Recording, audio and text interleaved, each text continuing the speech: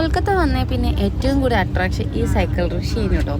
കാരണം വേറെ ഒന്നല്ല, എന്തോ ഇതിൽ യാത്ര ചെയ്യുമ്പോൾ നമുക്കുണ്ടാകുന്ന ചെറിയൊരു അനുഭവം എന്ന് പറഞ്ഞിട്ടുണ്ടെങ്കിൽ നമ്മൾ കുറേ മുകളിൽ നിന്ന് നമ്മൾ കൊൽക്കത്ത കാണുന്ന പോലെ എനിക്ക് തോന്നിയത്. കാരണം നമുക്ക് ആ ജീവിതം അവിടെ കാണാൻ പറ്റും. എത്ര കഷ്ടപ്പെട്ടിട്ടാണ് ഒരു 100 രൂപയ്ക്ക് ഇവർ ഇത്രയും ഭാരം അവർ ചവിട്ടി പോകുന്നത് ഞാൻ ആലോചിക്കുന്നുണ്ട്. പക്ഷേ ചുറ്റിലും കുറേ വലിയ കെട്ടിടങ്ങൾ, അതിൻ്റെ ചുറ്റിലായിട്ട് ചെറിയ ചേരികളാണ് കേട്ടോ കൊൽക്കത്തയിൽ ഫുള്ളായിട്ടും കാണാൻ പറ്റുന്നത്.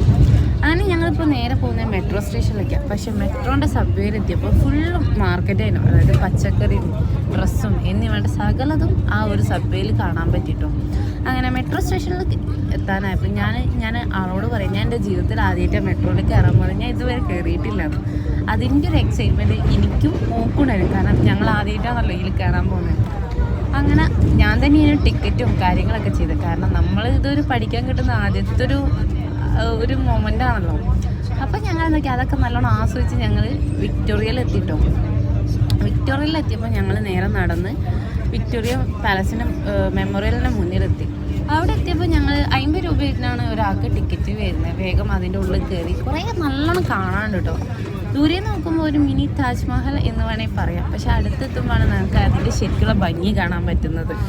കാരണം മാർബിളിൽ തീർത്തൊരു അടിപൊളി ഒരു മെമ്മോറിയൽ തന്നെയാണ് കേട്ടോ അത്. അങ്ങനെ ഞങ്ങൾ അതിൻ്റെ ചുറ്റും ഒന്ന് കണ്ട് ഒന്ന് അടിച്ചു പൊളിച്ച് നടന്ന് കുറേ ഫോട്ടോസൊക്കെ എടുത്ത് ഞങ്ങൾ നടന്നു കേട്ടോ. ഇതാണ് ക്യൂൻ വിക്ടോറിയ. നല്ലൊരു ഭംഗിയുണ്ട് അതിൻ്റെ ഉള്ളിലൊക്കെ കാണാൻ. കാരണം എല്ലാ കാര്യങ്ങളും ചെയ്തു വെച്ചിട്ടുണ്ട്. അവരുടെ പണ്ടത്തെ ആയുധങ്ങളും അതേപോലെ തന്നെ തോക്കും അങ്ങനത്തെ കാര്യങ്ങളൊക്കെ തന്നെയാണ് അതിൽ കൂടുതലും വരുന്നത്.